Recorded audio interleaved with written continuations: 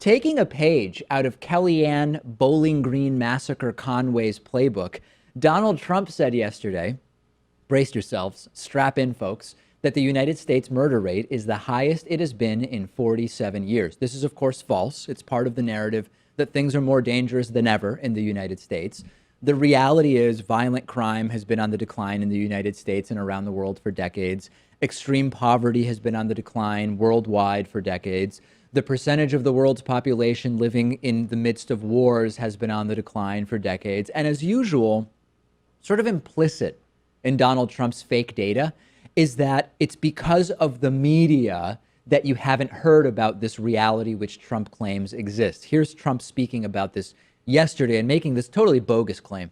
The murder rate in our country is the highest it's been in 47 years, right? Did you know that? 47 years. I used to use that. I'd say that in a speech and everybody was surprised because the press doesn't tell it like it is. Yeah, it's like Groundhog's Day over here. The reason media didn't cover Kellyanne Conway's Bowling Green massacre was because it never happened. It didn't exist. There was nothing to cover. And the reason that there's no reporting on a 47-year high murder rate is that it also doesn't exist. There is no 47-year high murder rate to cover. Let's start with the murder rate chart, which, as you can see here, is near a 45-year low dating back to 1970.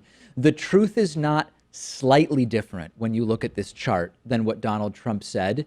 It's the complete opposite of what Donald Trump said. And you can see at the end of the chart there's a little spike from 2014 to 2015.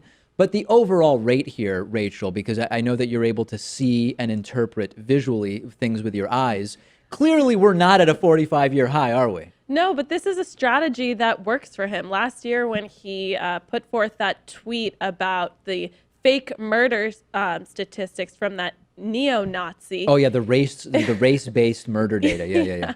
Yeah, which was absolutely huge.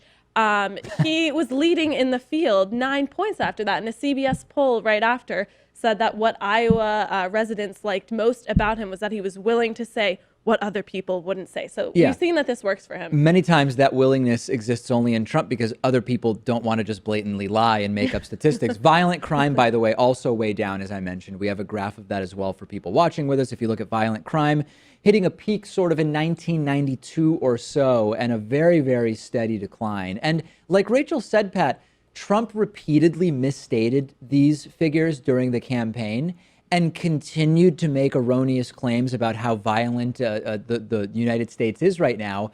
And it worked really well because people said, wow, things are really violent because they didn't fact check. I guess that means I should vote Trump because he's telling it like it is. And he didn't think it was incumbent on him to fact check as well. And I think the other thing he got wrong here is that even if the murder rate was at a 47-year high, the media would love to cover that. We have a sensationalist media in this country, and they would be all over that story. Yeah, there's no real reason, based on our accurate understanding of corporate media, why corporate media would hide that. I mean, if it bleeds, it leads. We know about that. We know about the disproportionate coverage of terror attacks perpetrated by Muslims, the disproportionately low coverage of terrorist attacks perpetrated by white American dudes.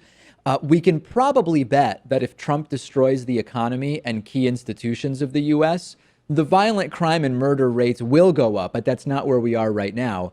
The Trump era, I used to call it solutions that don't work for problems that don't exist. That's been my tagline for it, Rachel. I'm expanding it now to solutions that don't work for problems that don't exist, combined with projection and self-fulfilling prophecies. And that seems to be sort of the calling card of Trump.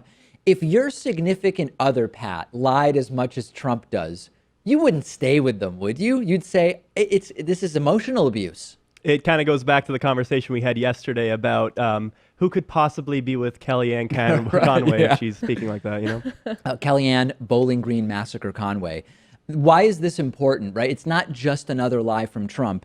If you believe that the United States is way more dangerous than it actually is, you're willing to tolerate or support different policies based on that. And a perfect example is the post-terrorist attack support that we see for more surveillance and more invasive spying by government agencies. So this is not just another lie, Rachel. This really matters. No, it's not another line. I'm quite frightened to see how throughout the course of his presidency, this kind of negatively sways public opinion. It could be really dangerous. Absolutely. I'm on Twitter at dpakman. We are all on Twitter as a collective at David Pakman Show. Send me your thoughts about what's going on with Trump and his 47-year lies.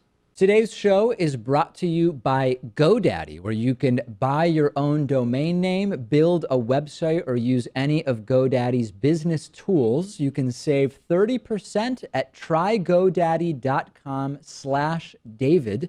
GoDaddy has actually been the official host of the David Pakman Show website for many, many, many years.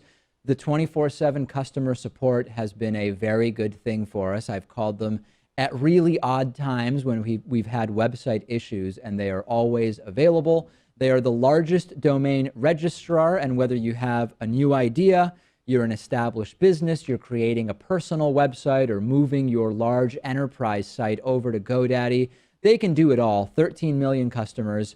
Try it and get 30% off at trygodaddy.com/David.